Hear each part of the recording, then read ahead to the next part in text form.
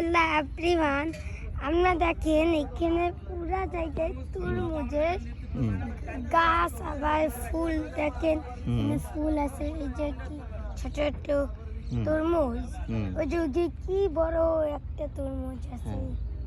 কিভাবে হয়েছে, কি মাটিতে বাবা এটা বলো তো, পুরোটাই বলো তো বিস্তারিত। আর এখানে দেখেন এগুলো হলো বালি মাটি, এগুলো হলো বাইরের মাটি।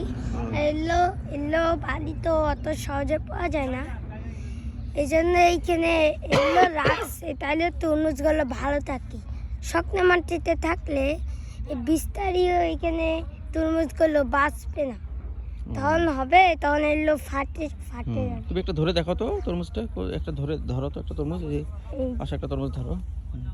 এই যে তরমুজ। এইভাবে তরমুজ হয়েছে না? হুম, ও আচ্ছা আচ্ছা আচ্ছা। তো ফুল থেকেই তরমুজ হয়েছে।